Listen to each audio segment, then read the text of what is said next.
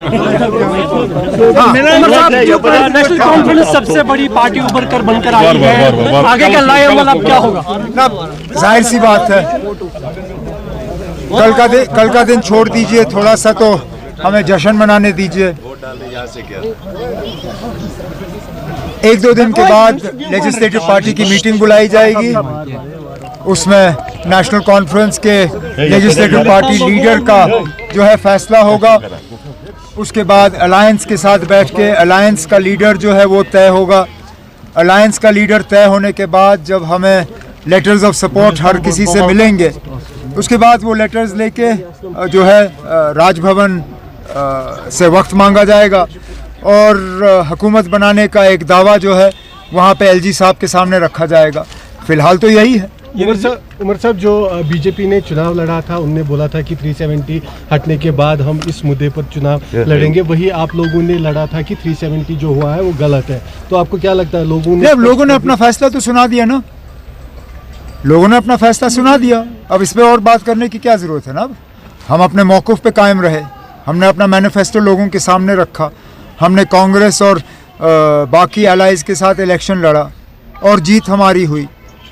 मैं इस जीत के लिए लोगों का शुक्रगुजार हूँ सबसे ज़्यादा, क्योंकि लोगों ने बढ़ चढ़ के इस इलेक्शन में हिस्सा लिया और उम्मीद से ज़्यादा नेशनल कॉन्फ्रेंस को सीटें आईं। और अब हमारी जिम्मेदारी बनती है कि हम लोगों के इस वोट को ज़ाया ना होने दें और लोगों की उम्मीदों पे बराबर उतर आएँ और लोगों के लिए काम करें। यही हमारी कोशिश होगी और यही हमारी जिम्मेदारी है। उमर साहब, आपने असेंबली की ताकत को लेके कि कितनी ताकत होगी असेंबली में जब फैसले लेने में, उसको लेके पहले बोला था चुनाव नहीं, आप मैदान में आए, जीते, अच्छी जीत, लेकिन आपके लिए अब कितना मुश्किल होगा लोगों की? अब छोड़ दीजिए ना, हम जानते हैं कि ये वो असेंबली नहीं है जिस असेंबली का हमें हक है। लेकिन मैंने बार बार कहा है, ये असेंबली उस असेंबली तक पहुंचने का जरिया है। मैं ये मान के चलता हूँ कि हमारे वज़ीर आज़म साहब जो हैं, हम जब अंग्रेज़ी में कहते हैं तो हम कहते हैं honourable prime minister, he is an honourable man. उन्होंने जम्मू कश्मीर के लोगों को कहा है कि हमें रियासत का दर्जा वापस मिलेगा। उन्होंने कभी ये नहीं कहा कि वो सिर्फ तब होगा अगर कि यहाँ बीजेपी की हुकूमत होगी। उन्होंने कहा इलेक्शन होने दीजिए, जम्मू कश्मीर को दोबारा रियासत का दर्जा मिलेगा। अब हम ये उम्मीद करेंगे कि जल्द से जल्द जम्मू कश्मीर को रियासत का दर्जा वापस मिलेगा और इसके लिए जो भी अलायंस के तरफ से चीफ मिनिस्टर होंगे, उनका पहला कदम ये होना चाहिए कि मरकज़ के साथ एक रास्ता कायम करके वो स्टेटहुड की मांग जो है वहाँ पे रखें सामने। उमर साहब, काफ़ी होंगे ना, कौन सी सरकार को चलाने में चैलेंजेस नहीं होते, हर सरकार को चलाने में चैलेंजेस होंगे। अब ये सवाल आप जब यहाँ वज़ीर आला तय होता है और वो वज़ीर आला हल्फ उठाता है, उसके बाद ये सवाल आप उस वज़ीर आला से करिए। फारूक अब्दुल्ला ने आपके नाम की घोषणा नहीं, अब ये ऐसे हम नहीं काम करते ना। मैं बहुत शुक्रगुजार हूँ फारूक साहब का, उन्होंने मेरे नाम का घोषणा किया, लेकिन हम इस तरह नहीं करते।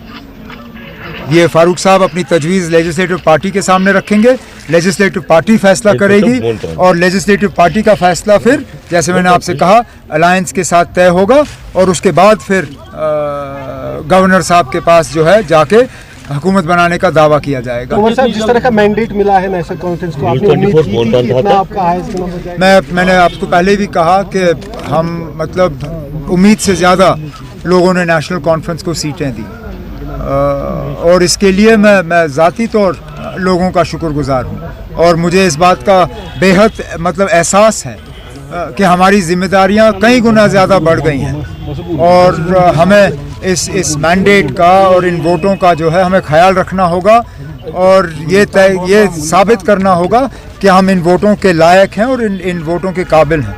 अलायंस पार्टनर आपका अच्छा नहीं कर पाए जम्मू में, क्या कहेंगे आप उस पर? अब मैं इस पर कुछ नहीं कहूँगा। हम बहुमत हासिल कर चुके हैं मिलके, यही बड़ी बात है।